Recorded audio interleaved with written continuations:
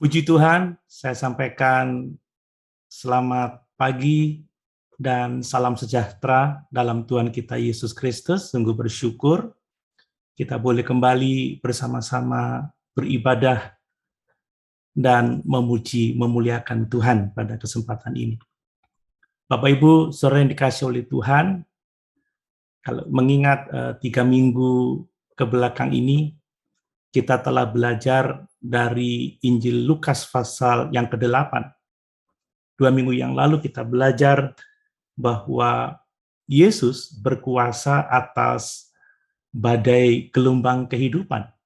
Itu sebabnya kita tidak perlu takut dalam menghadapi persoalan-persoalan hidup yang melanda manusia sekarang ini.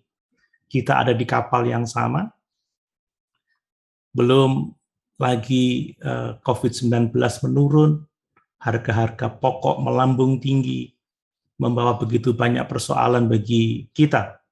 Tetapi bersyukur Yesus berkuasa menolong kita. Tidak perlu cemas, tidak perlu khawatir, harap pada Tuhan, berseru kepada Tuhan, dan pasti akan ada berkat. Kita juga telah belajar bahwa Yesus sanggup merubah kehidupan manusia. Dan kalau kita saat ini telah diubahkan oleh Tuhan, kita yang dulunya tidak dapat sungguh-sungguh beriman, tidak dapat sungguh-sungguh memuliakan Tuhan karena pengaruh kuasa-kuasa kegelapan. Tapi sungguh di dalam Yesus kita telah dibebaskan, kita telah diubahkan, dan untuk itu kita harus menceritakan, menjadi saksi bagi banyak orang tentang hal-hal yang telah Tuhan buat dalam kehidupan kita.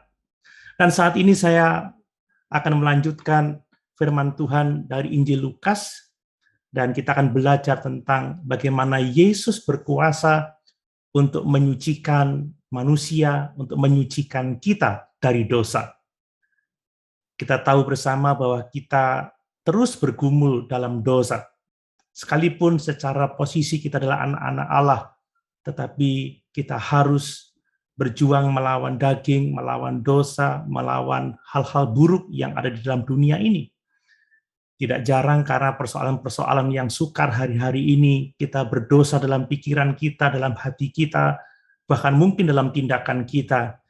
Kita dosa bersungut-sungut, kita khawatir, kita cemas, kita meragukan Tuhan, dan tidak jarang kita menyalahkan Tuhan atas keadaan yang terjadi sekarang ini. Dan itu sebabnya mari kita belajar bersama-sama. Tatkala kita bergumul dengan dosa, hidup kita dicemarkan oleh dosa, maka datanglah kepada Yesus karena Dia sanggup, Dia berkuasa untuk menyucikan kita dari segala dosa. Untuk itu mari kita membaca firman Tuhan dari Lukas pasal 8 ayat 40 sampai 48. Lukas 8 ayat 40 sampai 48, saya membaca untuk kita sekalian. Ketika Yesus kembali, orang banyak menyambut Dia, sebab mereka semua menanti-nantikan Dia. Maka datanglah seorang yang bernama Yairus. Ia adalah kepala rumah ibadat. Sambil tersungkur di depan kaki Yesus, ia memohon kepadanya supaya Yesus datang ke rumahnya. Karena anaknya perempuan yang satu-satunya yang berumur kira-kira 12 tahun hampir mati. Dalam perjalanan ke situ, Yesus didesak-desak orang banyak. Adalah seorang perempuan yang sudah 12 tahun menderita pendarahan dan yang tidak berhasil disembuhkan oleh siapapun. Ia maju mendekati Yesus dari belakang dan menjamah jumbai jubahnya. Dan seketika itu juga berhentilah pendarahannya. Lalu kata Yesus, "Siapa yang menjamah aku?" Dan karena tidak ada yang mengakuinya, berkatalah Petrus, "Guru, orang banyak mengurumuni dan mendesak engkau." Tetapi Yesus berkata, "Ada seorang yang menjamah aku, sebab aku merasa ada kuasa keluar dari diriku." Ketika perempuan itu melihat bahwa perbuatannya itu ketahuan, ia datang dengan gemetar, tersungkur di depannya, dan menceritakan kepada orang banyak apa sebabnya ia menjamah dia, dan bahwa ia seketika itu juga menjadi sembuh. Maka katanya kepada perempuan itu, "Hai anakku, imanmu telah menyelamatkan engkau, pergilah dengan selamat." Bapak Ibu Saudara yang dikasihi oleh Tuhan, tentunya setiap kita suka memiliki tubuh yang bersih. Bersih itu sehat, bersih itu nyaman, dan tentunya bersih itu juga indah ya. Itu sebabnya saat kita sibuk dengan aktivitas di luar ruangan yang cenderung panas, berdebu, yang membuat tubuh kita kotor, berkeringat, kita pasti ingin segera mandi agar badan terasa segar, nyaman, dan akhirnya kita akan sehat. Nah, hal yang sama berlaku secara rohani. Jika kita dicemarkan oleh dosa, rasanya akan sangat menyenangkan, sangat menyegarkan jika kita dibersihkan dari dosa-dosa itu. Kita ingin dibersihkan roh, jiwa, dan tubuh kita. Sehingga kita memiliki hati nurani yang bersih di hadapan Tuhan. Tidak jarang, saudara, bahkan sering dalam kehidupan kita sehari-hari karena bergumulan kita khawatir, karena bergumulan kita cemas, kita berdosa karena meragukan Tuhan, kita kurang percaya, bahkan tidak jarang kita marah kepada Tuhan, kita marah kepada sesama kita karena pergumulan yang kita hadapi. Dan oleh karenanya kita ingin segera dibersihkan dari dosa. Bapak Ibu Saudara yang dikasihi oleh Tuhan, menjadi kudus atau bersih, menjadi suci di hadapan Tuhan itu adalah hal yang sangat penting bagi kita. Tidak hanya mendatangkan perasaan nyaman, saudara, tetapi juga karena kehidupan kekal kita bergantung pada keadaan kudus itu. Ingat, dosa telah memisahkan kita dari Allah yang kudus. Allah akan menghakimi tidak hanya perilaku kita, tetapi juga pikiran-pikiran yang berdosa yang kita miliki. Itu sebabnya kita harus hati-hati dengan dosa-dosa yang mencemari kita hari-hari ini. Sebab jika kita mati dalam dosa-dosa kita, mati di luar Kristus, mati sebelum kita menyelesaikannya di hadapan Tuhan dan menerima penyucian dari Tuhan, kita akan menghadapi penghakiman dan kita akan menghadapi murka Allah yang menyala-nyala atas dosa itu. Itu sebabnya sangat penting bagi kita untuk memahami bagaimana kita dapat disucikan dari dosa-dosa kita. Tidak hanya agar hati nurani kita bersih, perasaan kita menjadi segar kembali, tetapi supaya posisi keselamatan kita di dalam Tuhan ini sungguh-sungguh mantap, sungguh-sungguh aman. Bagi orang yang percaya kepada Yesus, maka Yesus berjanji tidak ada penghukuman bagi mereka yang ada di dalam Kristus. Bapak Ibu bisa membaca di dalam Roma pasal 8 ayat yang ke-1. Demikianlah sekarang tidak ada penghukuman bagi mereka yang ada di dalam Kristus Yesus. Kristus telah memikul dosa-dosa kita. Yesus telah menanggung murka Allah bagi kita. Jadi kita tidak perlu takut ya akan hari penghakiman karena kita telah percaya dan menerima Yesus sebagai Tuhan dan juru selamat kita secara pribadi. Namun demikian kita harus ingat bahwa kita perlu menerapkan kuasa salib, kuasa darah Kristus itu ke dalam hati kita secara terus-menerus setiap hari, agar hati nurani kita selalu bersih di hadapan Tuhan. Kita harus membawa semua dosa kita di hadapan Yesus untuk disucikan. Dosa pikiran, dosa perkataan, bahkan dosa perbuatan kita. Dan kita harus menerima percikan darah Yesus itu untuk disucikan dari dosa-dosa itu. Bapak, Ibu, Saudara yang dikasihi oleh Tuhan, jika kita tidak secara teratur datang kepada Yesus untuk disucikan dari dosa-dosa itu, maka kita akan merasa tidak nyaman, kita akan merasa kotor. Itu sebabnya kita membutuhkan Yesus menyucikan kita dari dosa-dosa yang sering kali mengotori kehidupan kita. Bapak Ibu, saudara yang dikasihi oleh Tuhan, peristiwa Tuhan Yesus menyembuhkan seorang wanita yang menderita pendarahan selama 12 tahun ini, menyatakan kepada kita sebuah kebenaran, bagaimana kita dapat disucikan dari dosa-dosa kita. Dan kita bisa melihat dengan sederhana bahwa kalau kita ingin disucikan, ingin dibersihkan dari dosa-dosa yang mengotori pikiran kita, mengotori hidup kita, maka kita harus datang kepada Yesus dengan iman untuk penyucian dosa, dan kita harus berpegang pada Tuhan dengan iman yang sungguh-sungguh. Mari kita akan melihat ada beberapa hal yang sangat penting dari kisah ini. Mengajarkan tentang sesungguhnya kita membutuhkan penyucian dari dosa-dosa kita. Mengajarkan tentang Yesus yang sanggup menyucikan kita dari dosa. Dan mengajarkan jalan penyucian, yaitu datang kepada Yesus dengan iman. Mari kita melihat dengan lebih rinci hal-hal itu.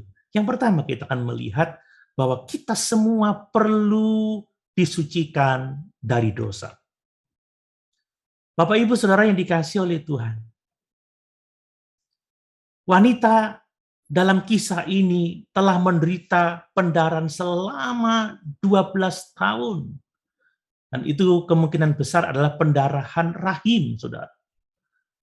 Pendarahan itu telah membuatnya lemah secara fisik, telah membuatnya tidak nyaman. Bayangkan 12 tahun tanpa henti mengalami pendarahan, betapa risihnya dia, betapa kotornya keadaannya. Tetapi penderitaan fisik yang dialaminya tidak lebih besar atau tidak lebih berat dari penderitaan yang dialaminya secara rohani. Ya, sebab secara agama, secara sosial atau budaya orang Yahudi, dan secara emosional itu sangat menekan hidupnya. Kalau Bapak Ibu membaca hukum Musa di dalam Imamat pasal 15 ayat 19 sampai 31, maka seorang yang mengalami pendarahan atau yang mengalami lelehan itu keadaannya selalu najis secara keagamaan. Siapapun yang bersentuhan dengan seorang yang pendarahan itu najis. Sehingga bahkan keluarganya sendiri harus menjaga jarak terhadap orang dengan lelehan. Bapak Ibu Saudara yang dikasihi oleh Tuhan, apapun yang seorang dengan pendarahan sentuh atau duduki itu menjadi najis. Sehingga siapapun yang menyentuh benda-benda yang telah dinajiskan itu juga akan menjadi najis. Bahkan suaminya tidak bisa mendekatinya, keluarganya tidak bisa mendekatinya. Kita tahu bahwa bagi seorang wanita, seorang perempuan, hubungan dengan keluarga itu sangat penting. Hubungan dengan teman itu sangat penting, tetapi dalam budaya Yahudi, saudara, yang hidupnya berpusat pada ibadah, ya pertemuan-pertemuan sinagoga, maka wanita dengan pendarahan 12 tahun adalah wanita yang terbuang. Dia dijauhi secara keagamaan, dia dijauhi oleh teman-temannya, dia dijauhi oleh keluarganya. Mereka menjaga jarak. Sebab siapa yang berdekatan dengan dia atau menyentuhnya, maksud saya, orang itu akan menjadi najis. Bapak Ibu, saudara yang dikasihi oleh Tuhan, sudah masalah yang begitu berat, masih ada masalah lain lagi. Yaitu bahwa penyakit pendarahannya itu telah menguras semua hartanya, menghabiskan semua uangnya. Kalau Bapak Ibu membaca di dalam Markus pasal 5 ayat yang ke-26, dituliskan bahwa dia telah berulang-ulang diobati oleh berbagai tabib, sehingga telah dihabiskan semua yang ada padanya, namun sama sekali tidak ada faedahnya. Malah sebaliknya keadaannya makin memburuk. Lukas mengatakan tidak ada seorang pun yang dapat menyembuhkannya. Jadi wanita 12 tahun pendarahan ini setelah menghabiskan semua hartanya, menghabiskan semua uangnya, tetapi keadaannya tidak menjadi lebih baik, justru semakin memburuk. Bayangkan, keadaan yang sangat-sangat susah, menyedihkan.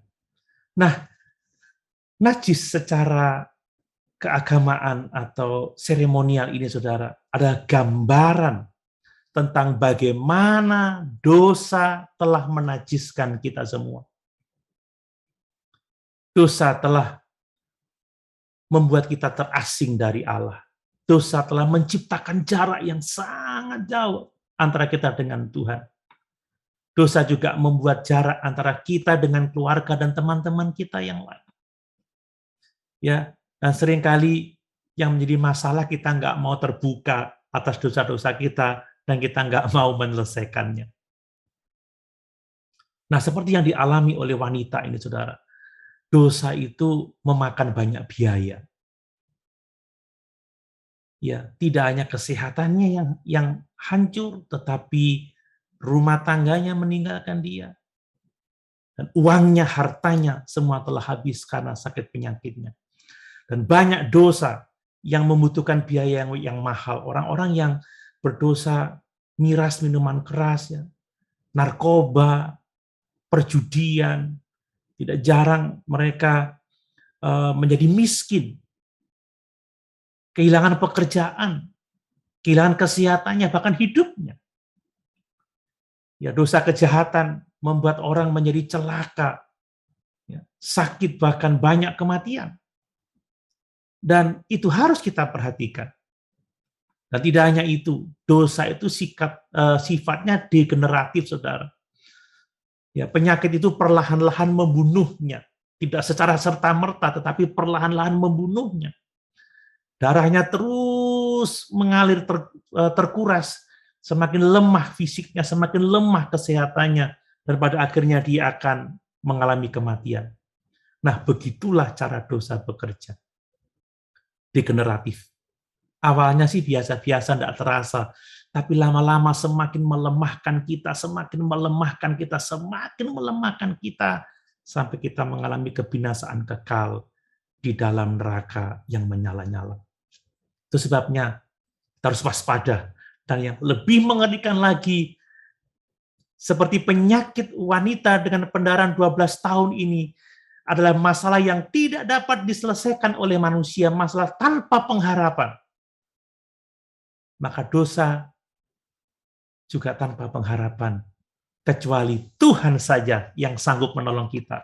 Sebagaimana Yesus menyembuhkan wanita yang telah pendarahan 12 tahun ini, maka hanya Yesus yang sanggup melepaskan kita dari dosa-dosa kita.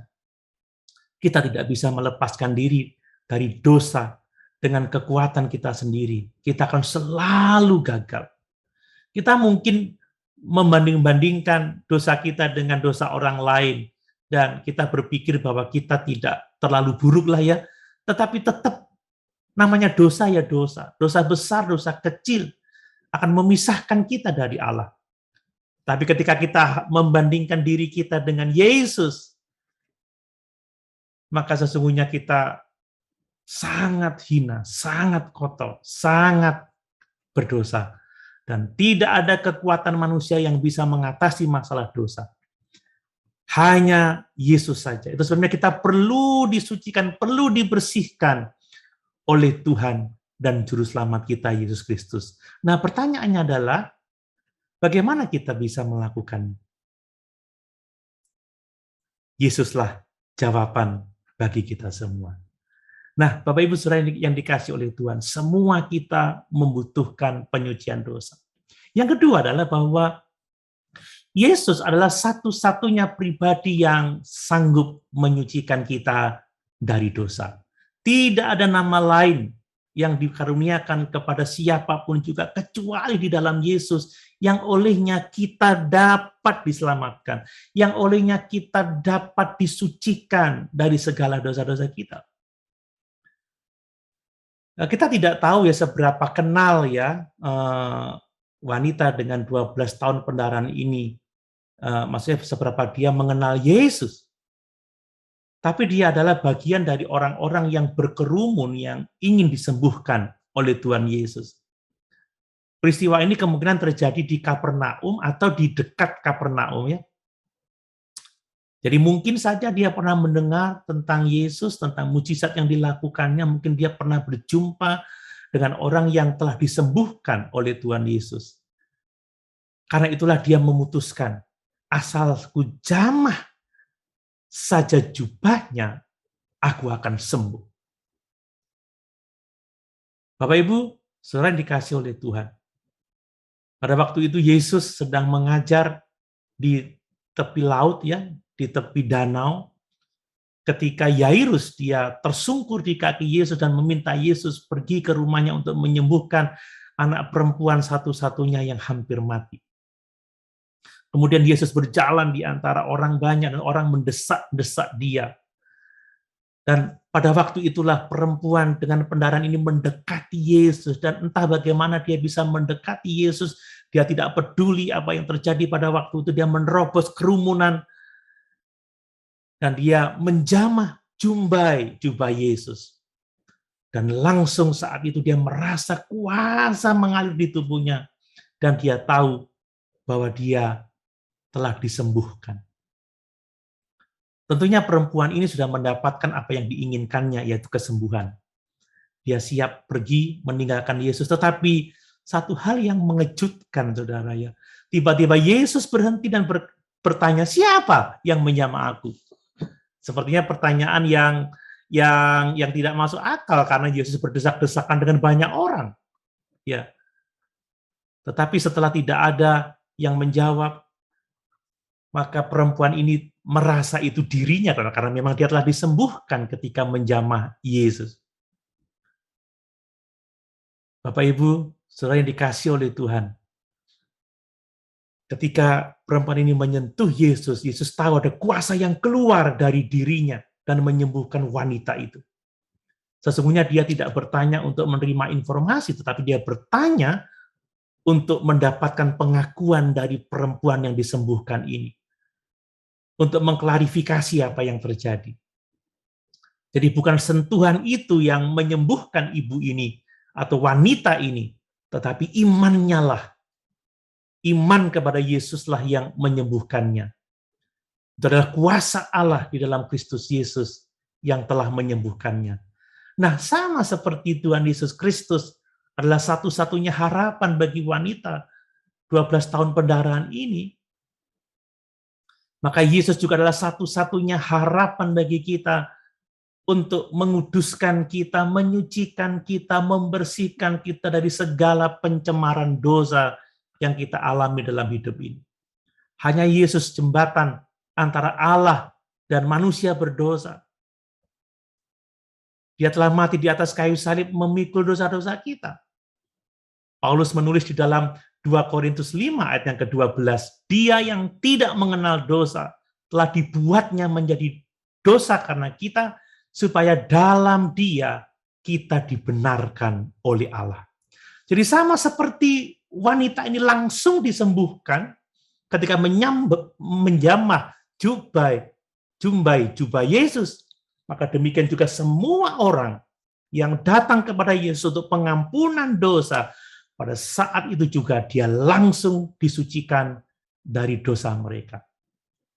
Saudara, seperti perempuan ini langsung sembuh ketika kita datang kepada Yesus untuk pengudusan, saat itu juga kita dikuduskan oleh Tuhan. Nah, semua ini menunjukkan bahwa Yesus itu sanggup menyelamatkan kita dari dosa. Yesus itu sanggup menyucikan kita dari segala kecemaran dosa. Mengapa dia sanggup? Sebab dia berkuasa. Dia adalah Allah yang maha kuasa. Meskipun ada kuasa yang keluar dari tubuhnya, tetapi itu tidak menghabiskan kuasanya. Kuasanya tidak terbatas. Baru saja dia meneduhkan badai dan gelombang di Danau Galilea. Ya, baru saja dia memerintahkan, menunjukkan kuasanya atas legion.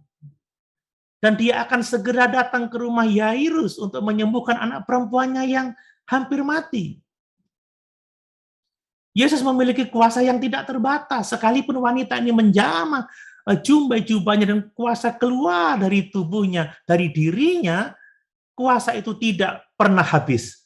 tidak pernah terkuras habis, sebab Dia Maha Kuasa dan kuasanya tidak terbatas. Itu sebabnya siapapun kita, semua orang kapan saja bisa datang kepada Yesus dengan iman dan mendapatkan pertolongan. Makanya penulis kitab Ibrani mengatakan, mari kita menghampiri tahta kasih karunia Allah untuk mendapatkan pertolongan kita tepat pada waktunya. Sebab Yesus adalah juru selamat yang sanggup menyelamatkan kita, sanggup menolong kita, sanggup menguduskan kita. Kita adalah orang-orang yang punya pengharapan yang sangat besar dalam hidup ini. Persoalan boleh datang. Kuasa-kuasa kegelapan boleh saja menyerang kita. Kita boleh dicemari oleh dosa karena memang dunia penuh dengan dosa. Tetapi kita punya Tuhan yang maha kuasa yang sanggup menolong kita. Tidak hanya itu, Yesus adalah Allah yang kudus, Dia Maha Kudus. Ya, Dia baru saja bersama dengan seorang yang dirasuk legion. Saudara, orang yang bersentuhan dengan orang yang seperti ini, saudara, adalah menjadi najis, tetapi ini tidak menajiskan Yesus.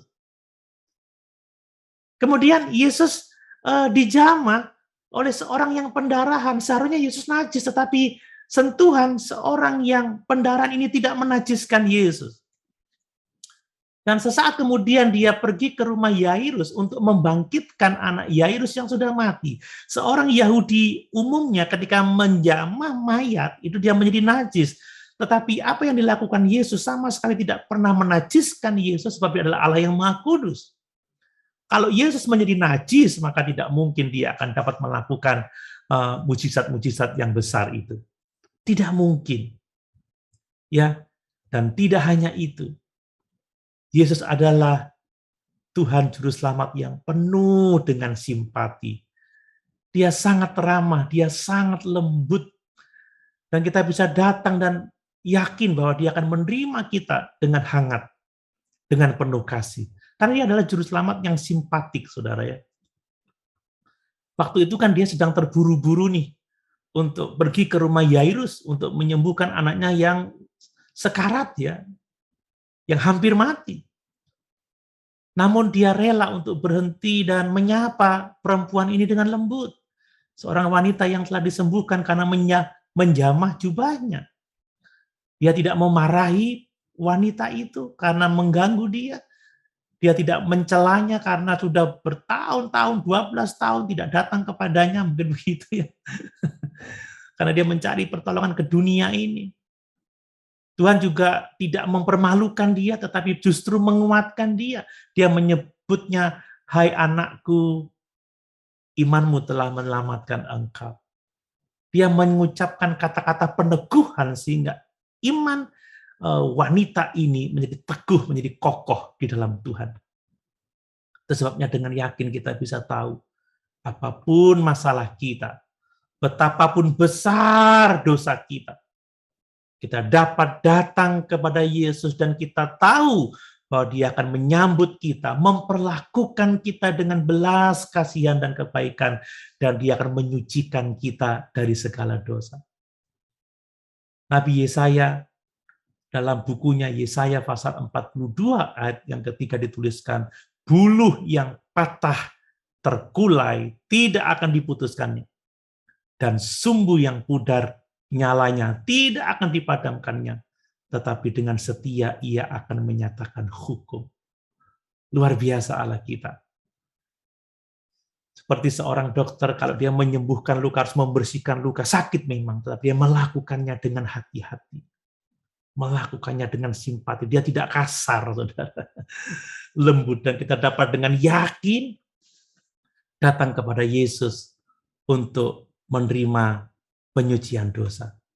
Mari kita datang kepada Yesus untuk penyucian dosa-dosa kita, supaya kita menjadi bersih.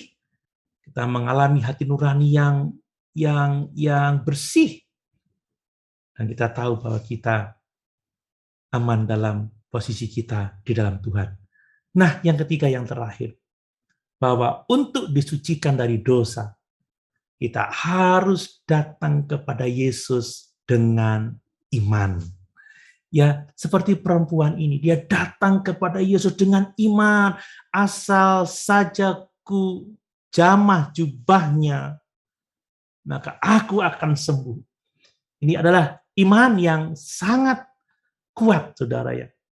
Dan mari kalau kita ingin dibersihkan dari pencemaran dosa yang kita alami di hari-hari hidup kita, yang penuh dengan pergumulan ini, kita harus datang kepada Yesus dengan iman. Nah, dengan melihat kisah ini, saudara, kita bisa tahu apa maksudnya datang kepada Yesus dengan iman.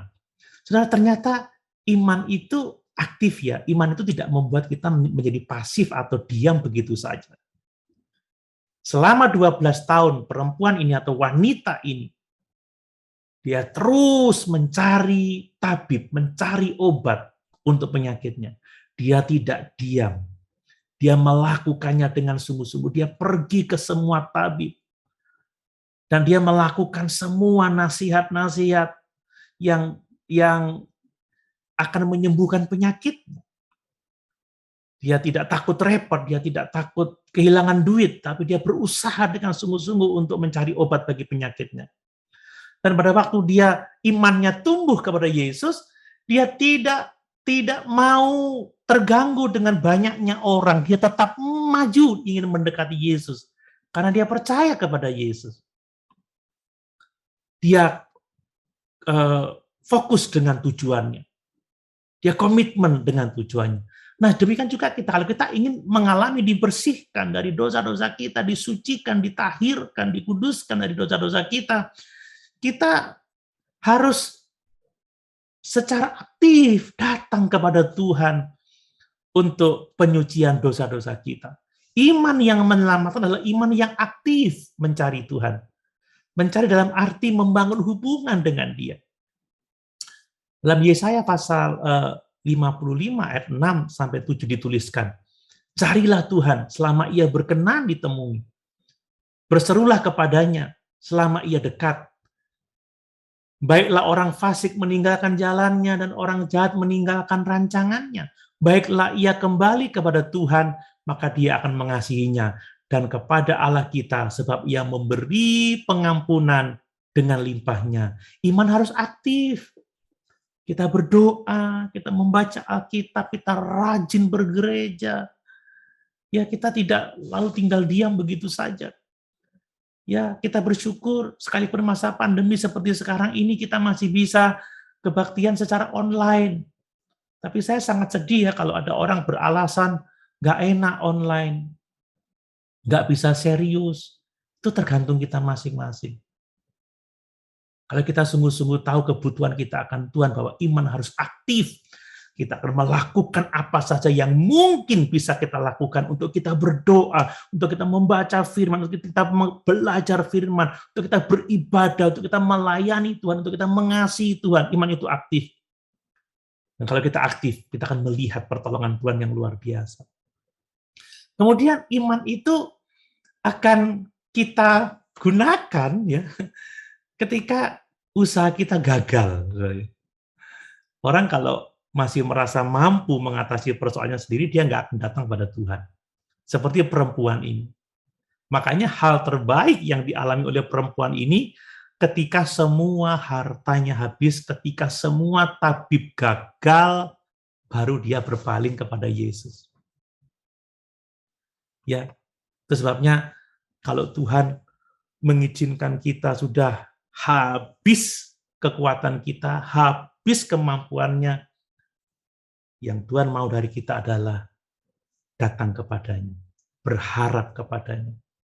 Jadi hal terbaik, kalau perempuan ini masih punya banyak uang, masih ada tabib-tabib yang lain, dia nggak akan mencari Yesus. Tapi karena sudah uangnya habis, tabibnya sudah semua dikunjungi, nggak ada solusi lain, datang kepada Yesus. Makanya kalau kita berpikir bahwa perbuatan baik bisa menyelamatkan kita, membersihkan kita dari dosa, kita nggak akan datang kepada Yesus. Kita akan mengandalkan diri kita sendiri. Ya, sebagaimana pada waktu Petrus sudah mulai putus asa, dan murid-murid yang lain ketika gelombang akan menenggelamkan dia, sebelumnya dia berusaha karena mereka adalah nelayan yang berpengalaman, tetapi setelah mereka merasa tidak sanggup, daya upaya tidak mampu, baru guru. Apakah engkau tidak peduli jika kita binasa? Saudara, jangan merasa tidak punya pengharapan kalau kita sudah tidak punya apa-apa. Kita punya Yesus yang sanggup menolong kita. Mungkin uang sudah habis, ya jalan buntu, tapi bersama dengan Yesus kita akan melihat jalan dibukakan, berkat-berkat dilimpahkan oleh Tuhan. Nah, kemudian saudara, ternyata iman yang berhasil adalah iman yang rela menerima kesederhanaan dari Injil. Ya, untuk sembuh dari pendarahan 12 tahun hanya dengan menjamah jubah Yesus. Sederhana banget. Dibandingkan dengan mencari tabib, ya, dengan resep ramuan obat-obatan yang sangat sulit, dengan biaya yang sangat mahal. Ya, makanya orang ini atau wanita ini menerima kesederhanaan Injil itu, hanya datang kepada Yesus diselamatkan. Ya, tidak perlu meracik obat dan lain sebagainya. Dan para murid juga tidak mengumpulkan uang untuk kesembuhan itu. Ya, banyak orang sekarang yang masih berpikir bahwa semakin kuat usaha kita, semakin kita akan mengalami pertolongan Tuhan. Maksudnya usaha menolong diri sendiri, maksud saya. Ya, banyak orang yang tersandung karena Injil kok sederhana banget ya. Masa percaya saja sembuh, masa doa saja sembuh, masa kalau minta nasihat itu disuruh doa. Kok nggak ada hal praktis seperti itu. Rasanya kalau nggak berbuat sesuatu itu nggak akan terjadi apa-apa gitu. Pendapat yang seperti itu masih saja terus bergulir sampai hari ini, saudara. Untuk menerima pengampunan dosa harus askesis, harus menyiksa diri, harus tirakat misalkan, saudara. Atau melakukan sesuatu untuk menambahkan pada pekerjaan Kristus di atas kayu salib. Tapi Injil dengan sederhana mengatakan, datanglah kepada Yesus, percayalah kepada Yesus, maka kamu akan diselamatkan. Tapi bagi orang-orang banyak ini bermasalah. Terlalu simpel, terlalu sederhana. Manusia itu nggak mau harga dirinya dihancurkan karena kesederhanaan itu. Tapi mari kita menerima kesederhanaan Injil. Bapak Ibu punya masalah, datang pada Yesus. Berdoa pada Yesus. Dan engkau akan melihat pikiranmu dibukakan, jalan disediakan, dan engkau dapat mengatasi semua pergumulan. Jangan andalkan dirimu sendiri, tapi andalkan Tuhan. Dan memang benar, kalau Tuhan izinkan kita kehilangan segala sesuatu, Dia mau kita datang kepadanya untuk menerima pertolongan darinya saja. Nah, yang berikutnya, saudara, bahwa iman itu tidak harus iman yang sempurna untuk menerima keselamatan. Ya. Saya pikir iman wanita ini juga belum sempurna pada waktu itu. Mungkin imannya masih samar-samar, mungkin dia masih punya pikiran takhayul, mungkin dia berpikir, wah ini baju Yesus ini pasti berkuasa, begitu. Ada unsur magis dan lain sebagainya. Dia juga datang pada Yesus tidak untuk keselamatan jiwa, sekedar untuk ingin sembuh saja, dan rencananya sudah sembuh, ya sudah, pergi. Tidak punya kontak dengan Yesus, ya tidak masalah.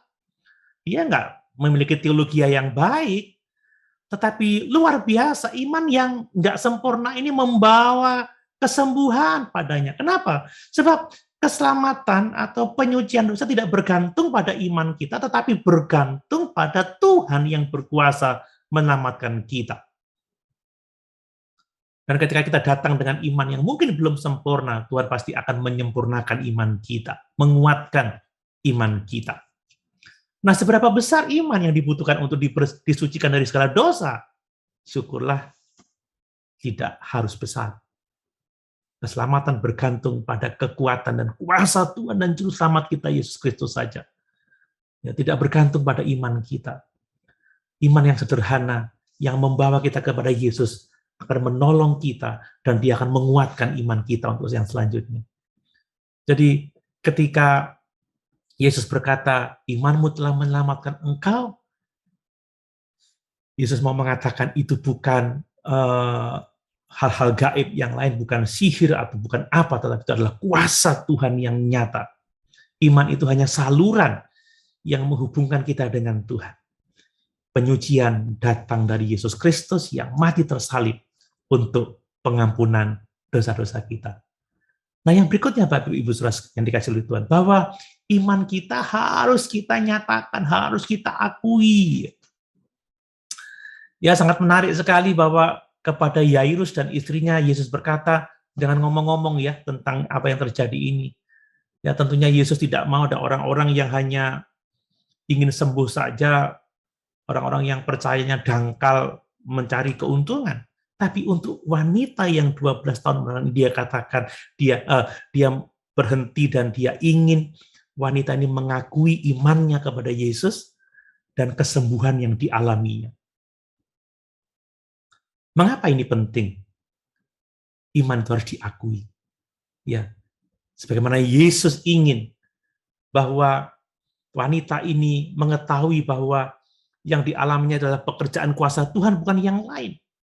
Iman harus diakui supaya memiliki persekutuan yang lebih lagi dengan Yesus. Apa yang dialaminya harus diberitakan supaya hubungannya dengan keluarga, dengan teman-teman, dan dengan lingkungan keagamaannya dapat dipulihkan kembali. Dan saya pikir wanita ini dihentikan oleh Yesus untuk mengakui iman dan kesembuhannya supaya menguatkan Yairus. Kalau Yairus melihat bahwa wanita 12 tahun pendarahan yang sudah kurus, lusuh, lemah, dapat disembuhkan hanya dengan menjamah jubah Yesus, maka dia harusnya tahu dan percaya bahwa anaknya akan selamat.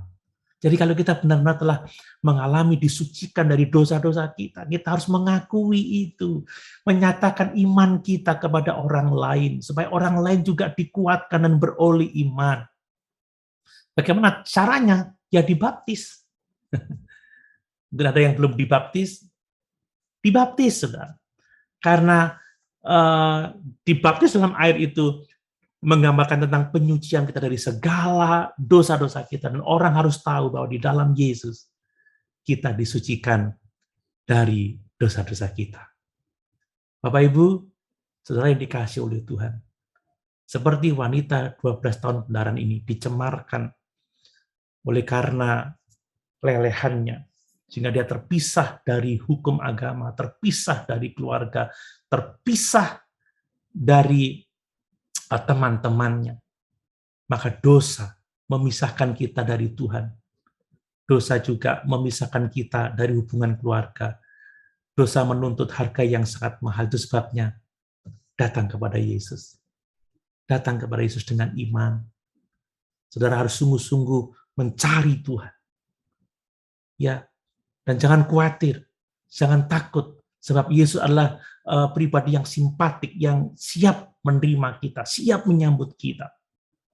Kita harus percaya bahwa iman yang sebiji sesawi pun akan membawa kita kepada mujizat Tuhan untuk menolong dan memberkati kita. Mari, jangan sampai Tuhan melewati kita dan menyembuhkan orang lain tanpa melihat kita. Oleh sebab itu, datang kepada Tuhan. Lebih aktif lagi berdoa, lebih aktif lagi baca firman. Setia beribadah. Sabar kalau masih online ya, nanti minggu depan kita sudah kebaktian lagi. Datang. Sabar kalau menunggu giliran, tapi datang, cari Tuhan. Maka engkau akan melihat hidupmu akan disucikan. Maka hati nuranimu akan bersih, dan engkau punya hubungan yang mantap dengan Tuhan. Dan mari kita pada waktunya nanti kita akan mendengar kata-kata Tuhan, imanmu telah menyelamatkan engkau. Kiranya Tuhan Yesus memberkati, dan waktu saya kembalikan kepada pemimpin pujian. Tuhan Yesus memberkati.